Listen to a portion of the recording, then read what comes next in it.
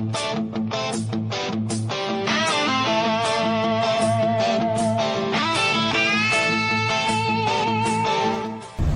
up, everybody? Cappuccino, Tim Paul here from Around the Piano. We are on our way to NAMM. We just landed in California. I mean, look at, no more snow. To Chicago, and it's going to live it up in the sun a little bit. Stay tuned for some great content coming around the corner. See you then. Later. With a heartbeat rhythm, we're lost and found. From the corner of the room shines a wooden heart. That piano calling us, let's make a start. Fingers on the keys, feel the magic flow. It's a rock and roll spirit, come on, let's go. So bring that music from around the piano. Let the melodies dance, let the good times flow. With every note we play, we ignite the night. Underneath the stars, everything feels right. Gather around the piano.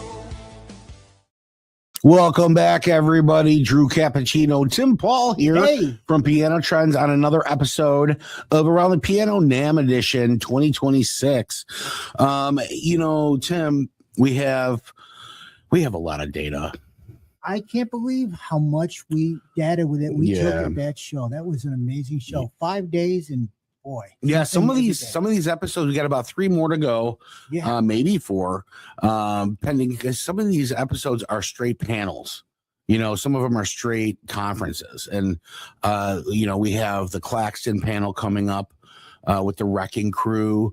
Then we have Claxton on stage at the Hilton with the All-Star Band. Yeah. Then we have, it's just endless greatness happening. And then we have an interview that you and Jason did coming up on our next episode, I believe, which will be pretty fun.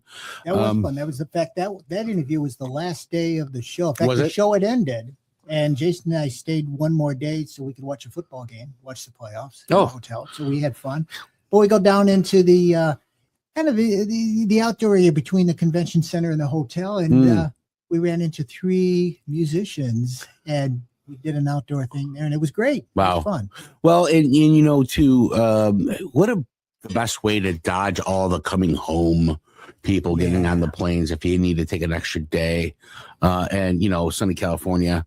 That doesn't suck so much, right? After 30 years of going to trade shows at the NAMM show, we've learned 30 years, man. Wow. Don't go with the crowd on the day. No. So we're really excited. First and foremost, we were traveling through the Marriott. We usually film Hilton, but we were traveling through the Marriott and saw a little bit of talent going on there. Yeah. Here, check this out. Well, welcome to the View. I don't see, where's Tim? Right over here. Ah, okay. Oh, not the other Tim. The other Tim. Yeah, the other Tim. There's more? There's only one Tim. Only the one Tim. This is for Tim Moyer, who puts on this wonderful showcase here. And, without him, artists like myself wouldn't get this opportunity. So wherever Tim's at, give it a big hand for Tim for all the work he does to put this on. Yeah, Tim! And so my name's Don Alder. I'm from Vancouver, BC, Canada, where we all say A. That's how's it going, eh? So I'm borrowing a couple guitars today. I'm very lucky to come to the NAMM show and have guitars I can borrow. So I'm going to start with a song called Dancing with Spin Doctors, which is the kind of the time period we're currently in. We do our job and vote, and then we have to dance with the spin doctor and do this. So it goes like this.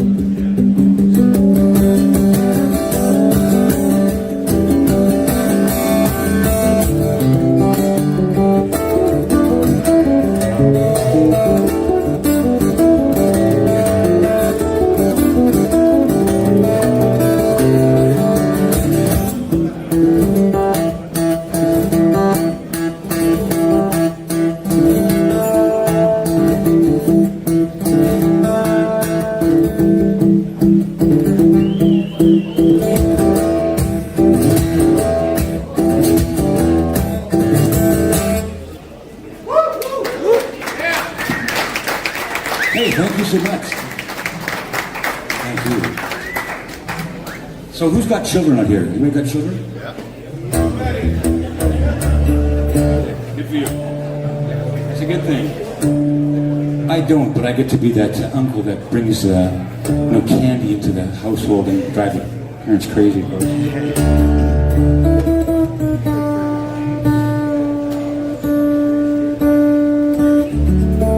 Song about that is called Father Mother.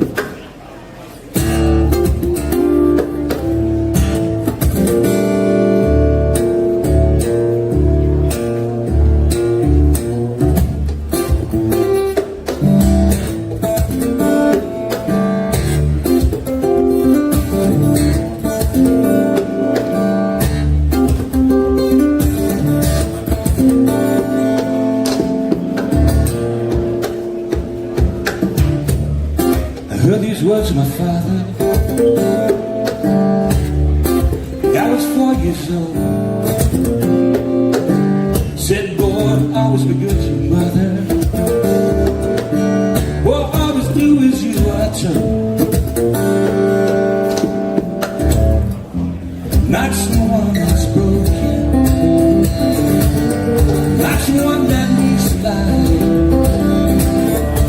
When all your dreams come crashing down like trees, be 100. That's my favorite part.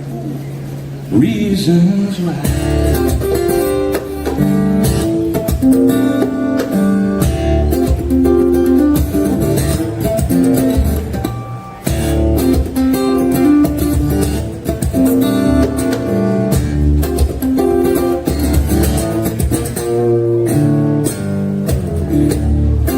Heard these words from my father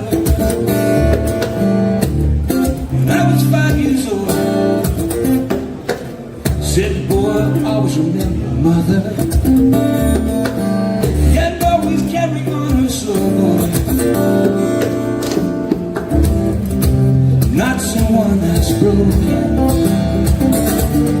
not someone that needs life. And all your dreams come crashing down like trees, oh, be 100.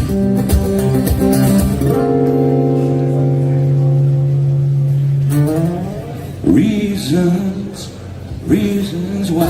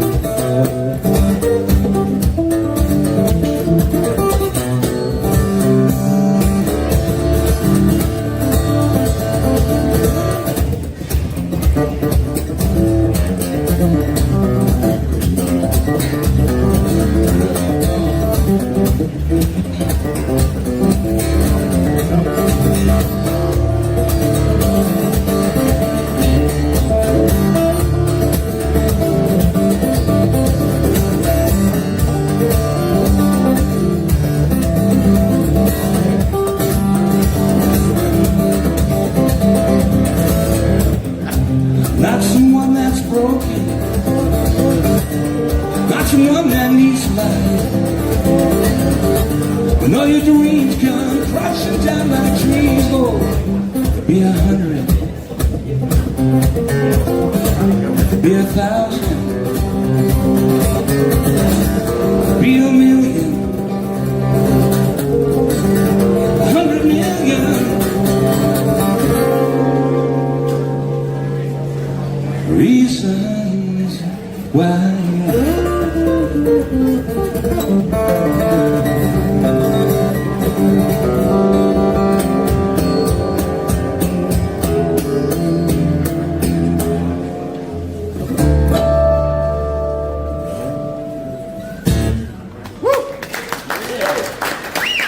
you.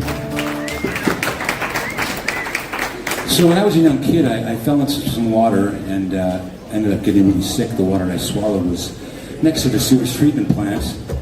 And so then I had to stay home for 5-6 months because I got yellow jaundice. But my mom said, "Son, can I get you a guitar?" "But Mama, I want drums." We lived in a small little apartment, so that wasn't going to work out. So we got an acoustic guitar, and I was sitting there one day, and I was going like, I started like learning what all my friends would on electric guitar, right? But I was sitting on my bed one day, and I went, wait a minute. I've got a drum. Take that, Mom.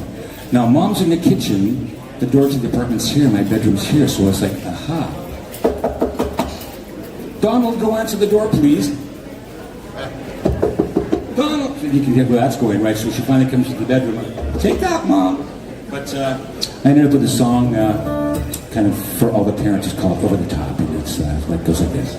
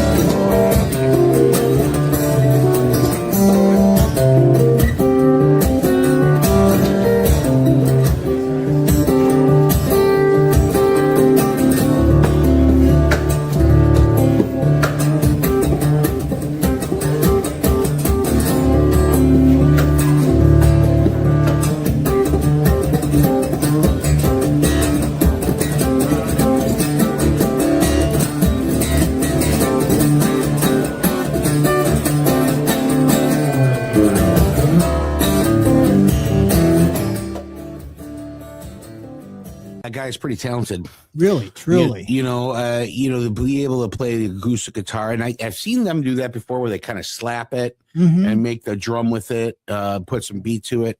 He was a lot of fun. And I think too, when you have that kind of talent, it can go. I mean, the recording was so long, I had to actually edit it up a little bit just for saving some time and space. So hopefully everybody enjoyed that a little bit. What do we got coming up next? You know what? What come up next is kind of a little different, but we sat that kind of table talk with some of the some of the people that attend the show regularly, and we sat down. Two of these people that we were sitting down with are actually NAMM board members. That's right. So they're and our friends, because this is our second round, I think. I believe it is. Yeah, definitely is. And Mike and Miriam Risco, and they actually performed at the show with the Mike Risco band. That's right. So that was fun. They're talented. They're very talented, and they own a music store out in New York, out somewhere near White Plains, out in that area there. They're big in their community, the Riscos. I think they're part of their chamber. They're part of a bunch of different programs, right?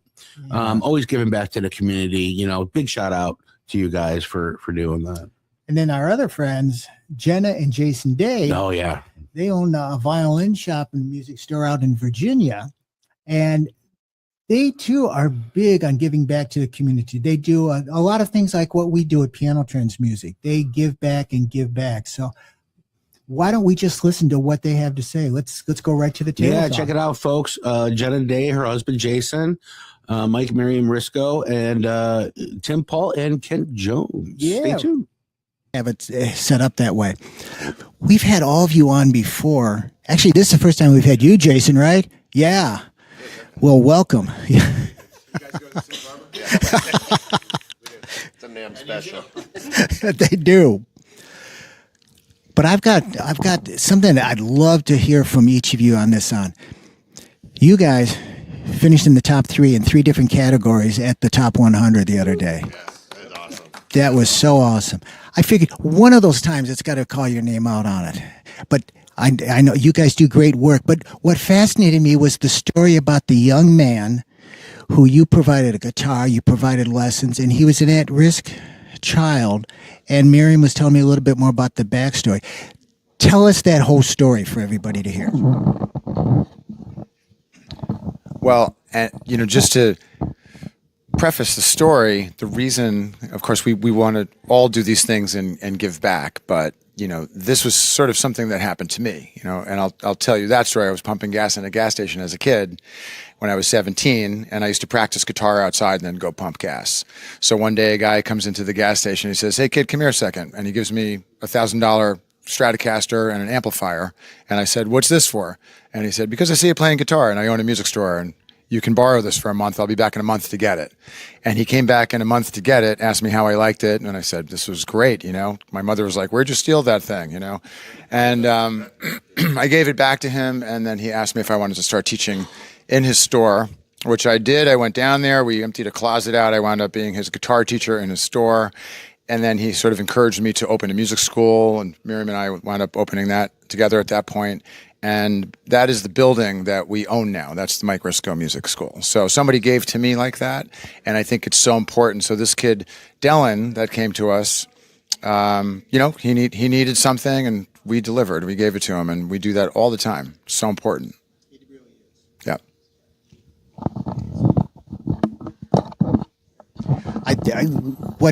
It struck me when that was coming up on the screen and they were giving that story, and I thought this has to be a winner here, because I think that's what we all strive to do. I think we're all community oriented. We give back to the community that supports us, and I think that's so important in the future for music retail, especially because people have choices. We're a want industry. We're not a need industry.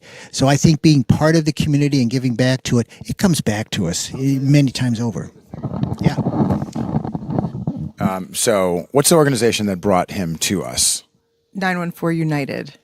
Okay. So these are, what are those guys? They're Well, they work with at-risk youth, making sure that they have things that they need and that they're able to sort of like help them be better citizens and all that kind of a thing. And that story was really well documented because that kid was just like looking at the floor, wouldn't smile. We gave him a guitar, we gave him lessons. He started to crack a little bit of a smile. We quickly got him playing a song, as you saw with the story. We got him out there in the public performing. People were clapping, and there was nothing like that for him. And he lives in a reality that's quite different. He said to me one day he was afraid to go home because when he gets off of the bus with the guitar, that he's going to get jumped and they're going to steal his guitar. So some people live like that. Most of us aren't living like that, but when you live like that, you need some help and some direction. I just want to say that when we gave him this guitar, he was so happy. So they came to us because he said, "I want to play the guitar," and he was just so happy to get this guitar. So it was just really nice to see that. Well, it was nice to see the smile on his face in the picture. So that was very cool. That's great work. I'm glad you guys do that.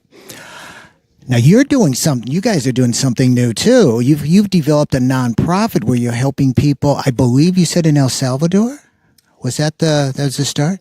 Tell us all about that. So Jenna Day and Jason Day.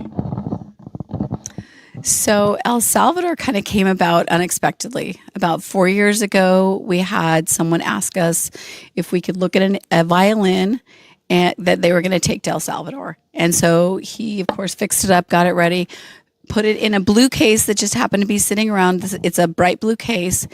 And Then they took it to El Salvador, and we didn't hear anything else about it. Fast forward 4 years, they asked us again if we had any instruments that they could take to El Salvador. This time I said, wait a second, can I kind of talk to the people who are going to go? Let's make sure that we give them the right materials to be successful with what they're doing. And so I met with the people that were kind of in charge. It's the Catholic Church in Washington, D.C. that is like, it's their sister congregation. And so they adopted the children to be able to they're like the mentors that help them through school and get the supplies that they need for school supplies. And so there's a violin program down there. And at that time they had about 16 violins they didn't even know what kind of shape they were in, but they wanted to just bring some more down. So we had a Zoom meeting with them, with the school and with the violin teacher. And my husband said, what kind of strings do you have for your violin, to the violin teacher? And she said, oh, I don't have a violin. There's no violin for me. All the students are using because the program's so popular. And at that point, we knew that how can you be a violin teacher without a violin? Once again, the lives that we live sometimes are so distant from other people's lived experiences also. And so I'm actually going to have him talk about how he walked into the violin room and played several instruments and picked one for us. So I just want you to talk about that. Early on in our marriage, Jenna and I always felt that we were really lucky to have that where people helped us to be able to get established and be able to make it as I was finishing up college when we got married. And so we always felt like it was important to pay it forward, and because we had so many people that helped us. And so when this situation came about and I saw a teacher she was quite good and, a player, and she didn't have her own instrument, I felt like it was, an easy decision to, go and pick out a violin for her to be able to play. And so we got it set up with her with a good bow and, and a case. And so we shipped that along with all of the other instruments that we had earmarked to go. But you have to understand, he didn't just pick out an instrument. He sat and played 3 to 4 different instruments. And because he had spoken to her, he was like, I think this will be the one for her. So it wasn't like he just grabbed an instrument off the wall. He actually really put thought and effort into it, kind of like them, where they we're not just going to hand you something, we're going to give you the second level and the second layer of helping this person to be able to succeed. So, and then fast forward to the day we were packing the instruments, and Ash, who's the man that was going down with me, said, you have to go to El Salvador. And I said, I have to go to El Salvador. And I speak Spanish, which made it easy. We went down there. So long story short, we went down there, gave them 32 instruments. The teacher got a violin also. I saw the violin in the blue case, so it came full circle, which was really fun. And then since then, we've started a leadership and entrepreneurship program with 4 students that are in that. So every month we go on Zoom and we talk to them about what is an instrument, what are some of the things that they can do to then give back to their community, and we talk to them about some leadership skills and other things like that. So they're going to become the mentors of the next generation of those violin students, and eventually some of them will be the teachers. So really, really a fun adventure. I had no idea that was going to happen. The name of your foundation is? The Day Violins Foundation. Yeah. Yeah. So there's 3 pillars, just so everyone knows. There's 3 pillars. The first one is ready to play good quality instruments. We work with other organizations that get donated instruments, and we fix them up and we put them out to the community. So that's already happening.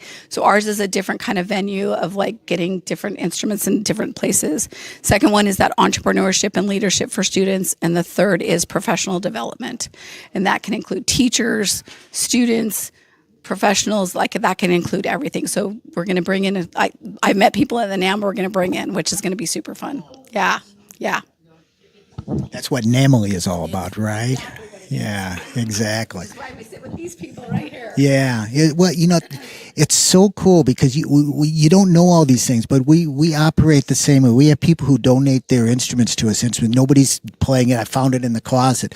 We'll get it fixed up, and then we make sure that goes to somebody who can't afford that instrument. And we've got the band directors where they're going to let us know ahead of time. We tell them, let us know, but don't make them aware of it. We don't want to embarrass the parents or anything like that, but we'll make sure we get that instrument in their hands somehow. So one of the things that I love that my husband does, and I'm sure you guys do it too, but when we do that kind of a situation where a student receives an instrument, whatever it may be, and they're saying, how much do we owe you? Because a lot of times they're not expecting it to just be given. And we always say the best payment you can ever give us is to pay it forward. There's always going to be somebody who's less fortunate than you. Go be kind to somebody and go help them in some way, because someday you're going to be the person that can give back in a way that you never thought possible. And that's so true. We actually have had a couple of times where we've had an instrument come back to us, and we match up the serial number, and it was one of those instruments, and they had given it to somebody else, so they actually did that. So, Deke, what have you got for us? I know you had some questions to go here. This goes to the board members, actually everybody here. Not being a musician, I listen to the radio. It's wonderful. That's what I play, right?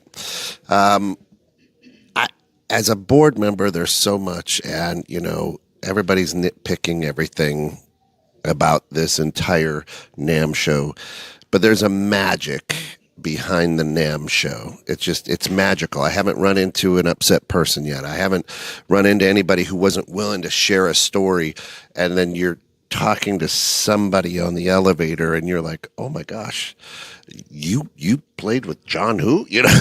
Like they're the Beatles, right? And they're like, oh yeah, and then this and this and this. What is it? And how do you keep it going as a board member that it just every year seems to just get bigger and more magical? Yeah. I think at its core, all of us musicians, or in your case, a music lover, this is a place where we can all gather and have one common denominator. It's just like it's so sort of the base of everybody's feeling is making music. It's a universal language. We can all communicate no matter what language and what country we come from. And so, when we were all little kids and loving music, it's just never going to go away. So that's why, we're all here, and you see these people walking around. For myself, I've been playing music for like 46 years, and it's something that I'm just as passionate and have just as much fun with it now as I did when I'm 13. I mean, every day when I get up, either can't wait to play guitar or learn some more about music or read about new gear. And it's not always about the business part. It's really almost never about that. It's really just about doing it for my love of music. And I think a lot of people feel that way. The business part is just a byproduct of this love of this thing. So that's why I think everybody's here, and that's why you see these people. I was riding the elevator, just like you said. My elevator operator was like a very famous guitarist, and I'm like, in what world? NAMM is the only place where this guy, I won't mention his name, is going to be your elevator operator, and we're all just here for that reason. And what's great about NAMM too is these people are just walking around the floor, and you can just go up and hang out and take a picture and ask a question, and it's a beautiful thing that we all share together. Oh, I think one of the most exciting things about NAMM is just seeing the excitement of the next generation coming up also. When we did the networking with the pros, I was able to do it twice so far this show, and I have another one tomorrow. But just talking to the students and them asking us the question about, well, how am I supposed to be able to get to? And most of the people that I'm talking to are like, well, I didn't start out as a musician. I didn't start out as a music store owner. I was led to that whatever way it was our journey, but we ended up in this because we love music, and we love the fact that music unites all of us. And so one of the things that I always tell the students is make sure you go out and do informational interviews. Like if you want to work for a certain company, go find that company this time and just say, listen, I just want to talk to you for a few minutes. And that person will talk to you because they were once in your shoes. And that's I think the beauty of the NAMM show is that you can talk to anybody. You can see anybody, obviously. I can't believe how many people every year I'm like, wait, I'm not even a stargazer, and I know that, And so I think it's just that beautiful cohesion that we have there. You can dress any way you want. You can be anybody that you want to be at the NAMM show. And I think that's the beautiful thing also. And then as people are rising up their corporate ladder, they're also able to see people in their own arenas being able to also rise up, and we rise and we lift each other up, just like, the boat with the water and stuff like that. I think that's so true, and it's so much fun, being here at the NAMM show doing this. But there's also something that's about, giving back to the industry that is where we make our living. I know all of us here have been on panel discussions and moderated sessions, and none of us get paid for that, but we do it as part of the volunteers. So I would like to share with what are the sessions that you guys are doing this year. And I know you two, or actually your band, the Mike Risco Band, is going to be appearing on the final night, Saturday night, right here at the Hilton. Yeah, which will be exciting. Yeah, 7:00 tomorrow night. You're on stage. Awesome. Maybe by the time this airs, it will go white. What? How do we miss that? Yeah. But anyway, tell us about the sessions that you guys are doing. You've probably done several. I know the Women of NAMM. You've done some of those, and the session that you just mentioned about the networking with the pros. And I think I'm doing that tomorrow as well. So that'd be fun. But tell us about the sessions that you've done and how they went this year. So other than networking with the pros, I'll tell you something fun about networking with the pros that I found out. So we went in for networking with pros. I went with Mike and Miriam. And so the doors got shut. They had to stop the line, and there were still a ton of students out. And my friend Kelly was standing out, and she said, wait a second, I'm a pro. I'll talk to you. And she literally gathered a group of students, and they had their own networking with the pros in the hallway. And I think that kind of exhibits what NAMM is all about. She had no problem saying, gather around, well, let's talk. Let me give you my information that I have, the life experiences that I have, and let's have a networking with the pros, even though you got the door shut, because there was no room. There literally was no more room. So anyway, that was just a side note as we're talking about service. And the other thing I love is that there's always a day of service, no matter what NAMM event it is, whether it's the fly-in or it's the NAMM show, we always have a day of service to start it off. Service is very paramount in what we do. And the foundation, we're doing that wonderful give for the foundation, that $125,000 like matching donation thing that's really important this year also. So my sessions were, one of them was like building communication with the retail and the school business and all of those things and how you can do that better.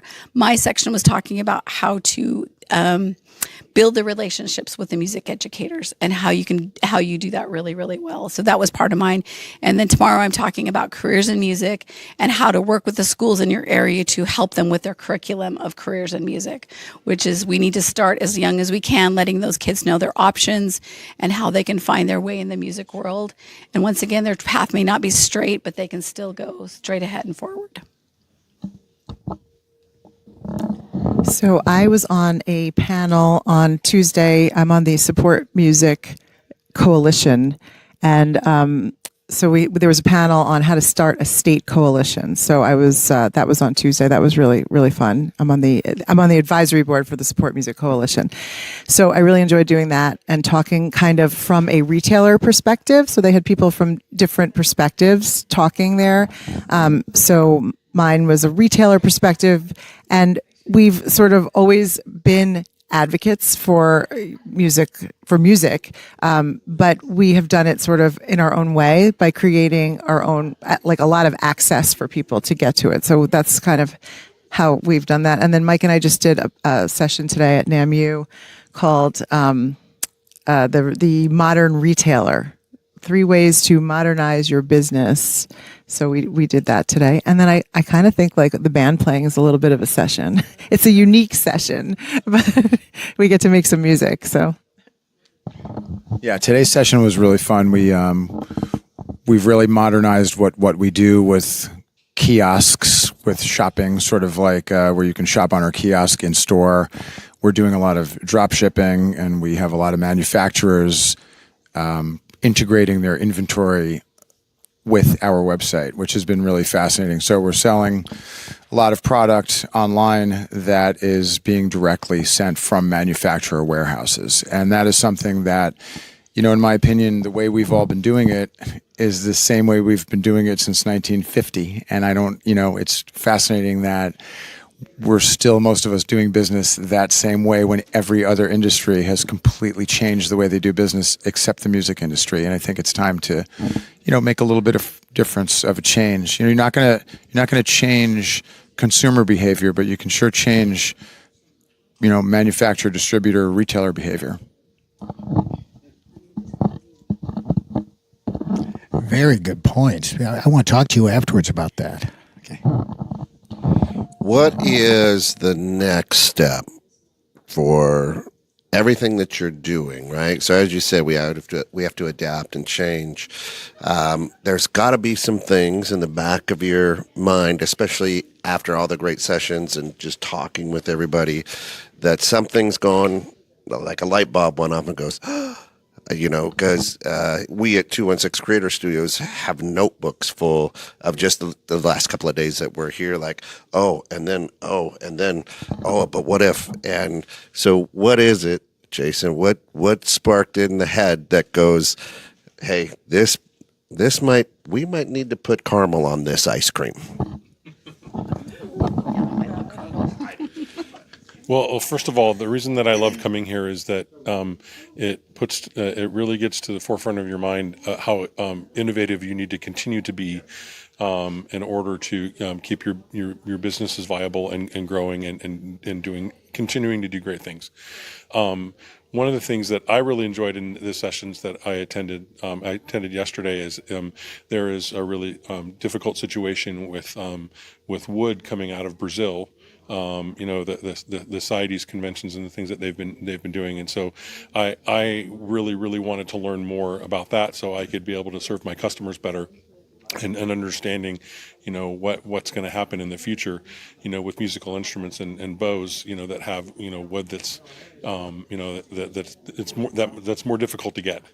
But the thing that I love the most about the NAMM show is that you have all of the vendors in one place that you can visit. I try to go to every, with this being a string shop, I try to go to every vendor looking and seeing what's out there, and also being able to meet up and basically continue those relationships that are so important to our business with the vendors that we work with. 3D printed ones? I did. That was interesting. He's like, Yeah. Well, no, I mean, it is interesting because that's being innovative. I mean, like I would never discourage someone from being innovative. It's not really my cup of tea, right. but that's what being innovative is all about. Finding ways to, make instruments out of new materials. Yeah. It caught me by surprise too. I was like, Well, it's just like with the carbon fiber instruments that came on the market, a few years ago. At first, I was just I was vehemently opposed, but when I started, I played a wedding with someone a few years ago, and they had a carbon fiber cello, and I was like, that actually sounds pretty good. And then they don't have to worry about tuning because they're outside playing, and it was just it kind of got me thinking. Being innovative in that way can help musicians to be better musicians. sure, awesome.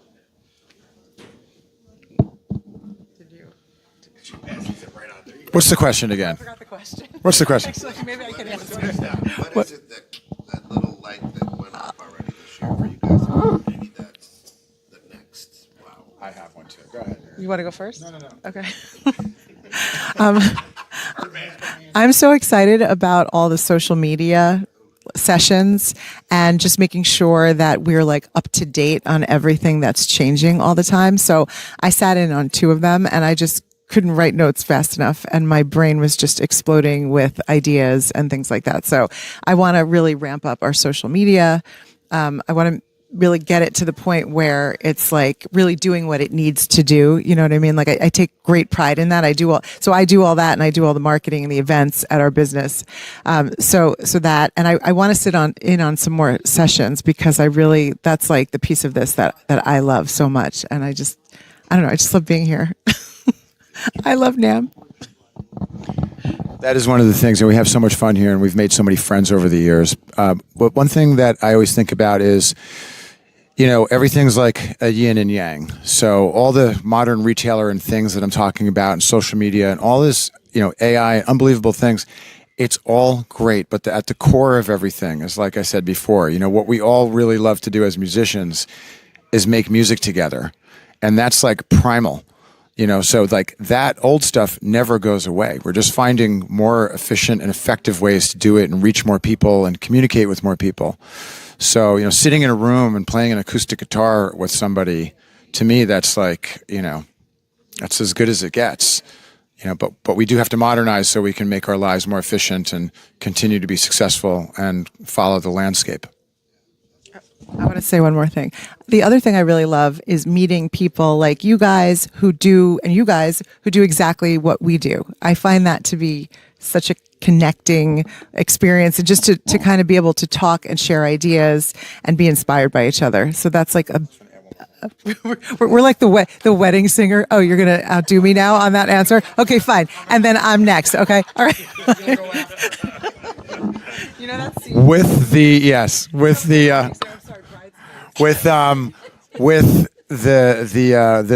was it? The networking with the pros. One big takeaway that I almost started crying sitting at the table, because it's the kids were like, we're talking about all this stuff and I'm giving them the best advice I can. And, they're like, well, what does it feel like to be somebody now? And I go, and I stole this from somebody, but I said, you're somebody now. And like the whole table just fell apart. I'm like, you guys are doing it. You're here. You're like, this is the first step. Like, I'm 40 years older than you, so am I that old?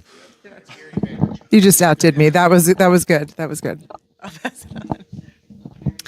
So one of my true loves is the advocacy part of things and advocating for quality music education for students. And so I love the meeting of the fly-in, talking about the fly-in that they do every single year up on Capitol Hill.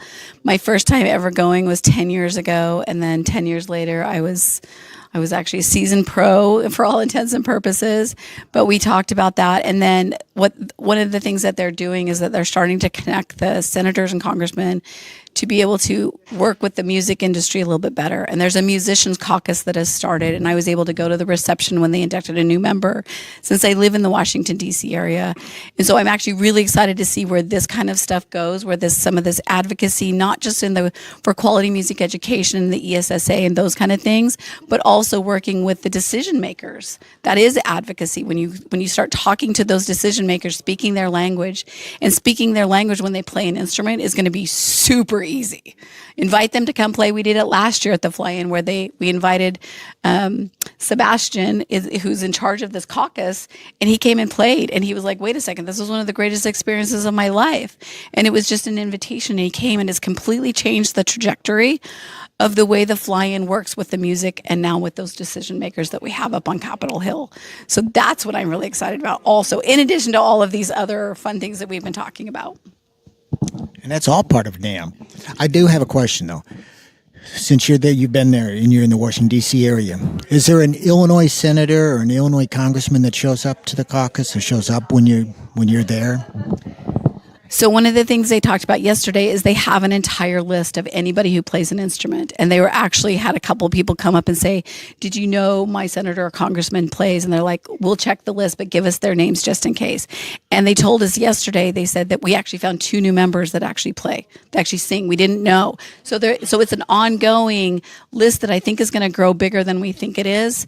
And I think it's going to be more amazing than we can even imagine right now. This is kind of fun, because this is like the pre-conversations with ourselves.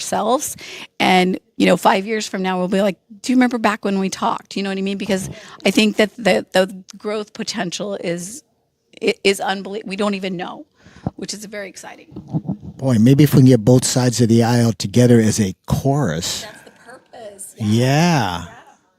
Oh, I like that. Music saves the country. Yeah. Yeah. Congress musical. Oh. Now they're It's going to be more like Mean Girls, probably. So the wonderful thing is about what everybody does here at NAMM is it's a universal language.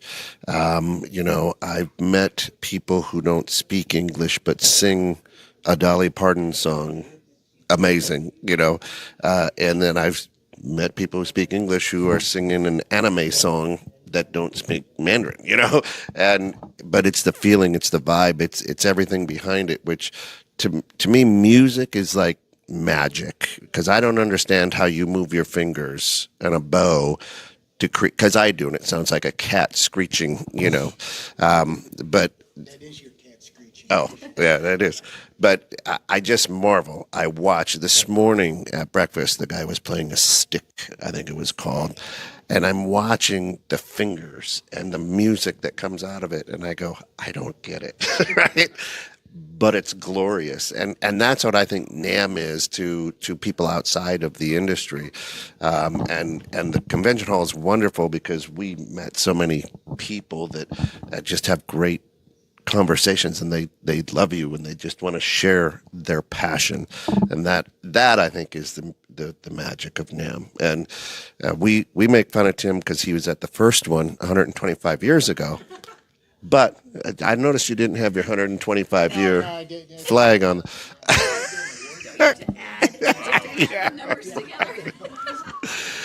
But Cappuccino and I always say he's like a 10-year-old when he comes here.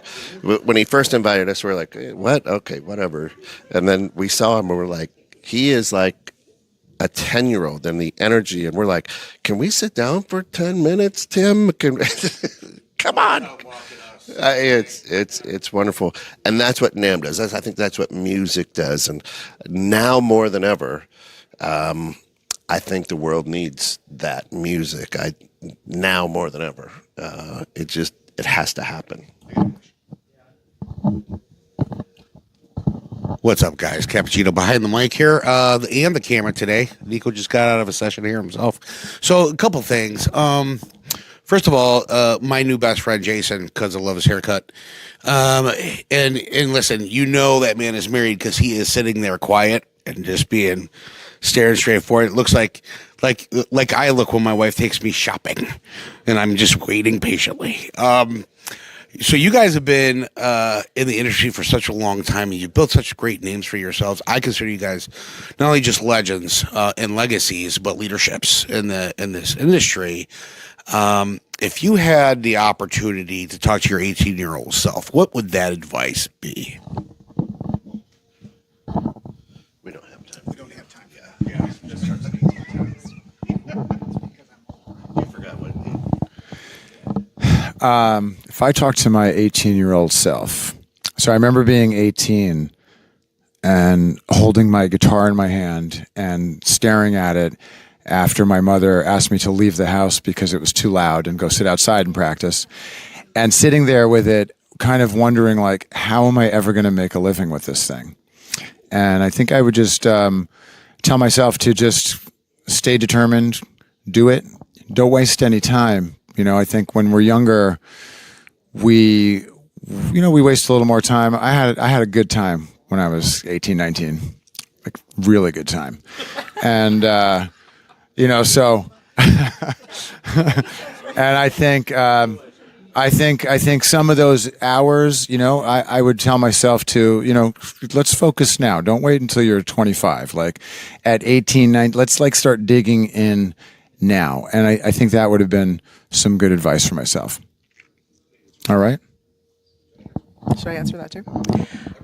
I would say don't listen to the negative talk, and remember that you can do anything and just push through it. And if you want to do something badly enough, you just go for it and you do it.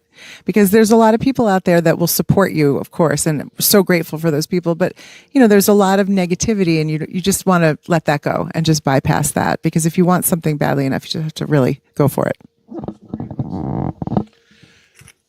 Well, first of all, thank you for the compliment about, sitting quietly. It's taken me a long time to get that figured out.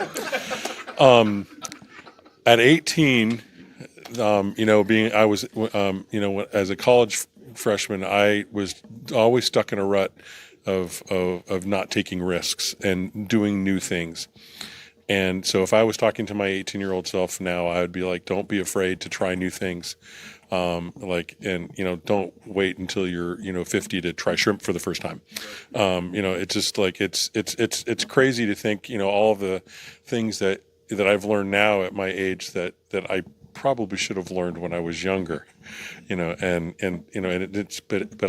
I were to tell my 18-year-old self, I'd be a risk taker, try new things, and enjoy those experiences.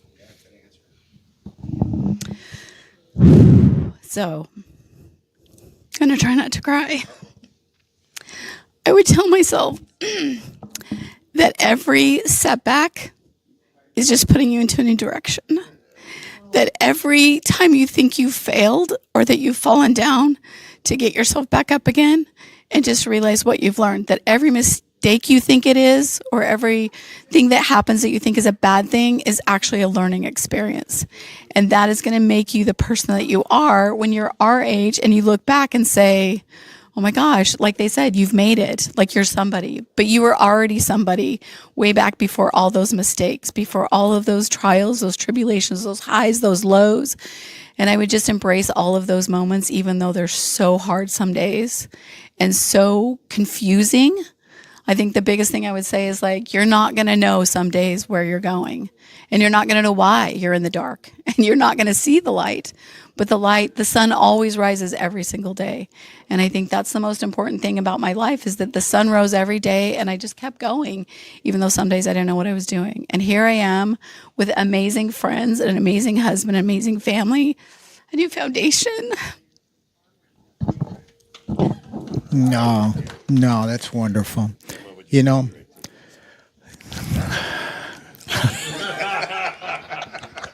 that's all I got anyway. So that's, you know what? I do have something. I've never answered that question before, but I'll tell you, when I was 18, my father died. And I was in college, and a month before my father died, he died in October, so this is September. He had written me a letter of encouragement, because I was a freshman in college, and you know, freshman college, September, I want to come home. I don't like this. You know, it's not, you're going through that. And he sent me a letter, and it was a 2-page letter, but he highlighted and put in quotes. He said, keep on keeping on. Just that simple words, keep on keeping on. And I've held steadfast to that my entire life. From the time my father died in October, I pulled that letter, and I still have it framed and sitting in our house. And I try to pass that on. And with our live stream Lifting Spirits that we do every day, we have the slogan, which we started during COVID: smile, be kind, and keep on keeping on. So I feel like I'm giving my father's legacy to continue that. So I would tell my 18-year-old self, keep doing exactly what I was doing from that point. Yeah. Okay. You have to answer now, Deke. You're an idiot. That's just understand. That's what I tell my 18-year-old self, is like, you're an idiot, and you'll be one for a long time. No, everything that is said there is absolutely true. The love of my life is being curious, and I would just say stay curious, because curiosity didn't kill the cat. Curiosity created an incredible cat, and that's kind of a jazz thing. Anyway, but never in my life did I think that I would sit with people, legends, people like you, that leaders, and never in my life did I think I would meet the people that I did, get in business with the people that I did, if I didn't stay curious. And now I've got a 1-year-old grandson, and I love his curiosity, and I try to stay curious with him. And life is, see, now I'm going to cry. Life is too short and too cool not to be curious. So just stay curious, because it's that's what you got to do. Yeah. Nico, you're still 18. Okay, so before we all start crying here, I think it's time. Let's do a wrap. So everybody, thank you guys for being here. We still have another day of NAMM. So by tomorrow night, we kick our shoes off and keep them off for the evening and catch up after the concert. Yes. So it's 7:30. Well, 7:40. Yeah. You always do. Yeah. And a bad haircut. Yeah. Did you want to talk about your new nickname? No. Not appropriate for television. So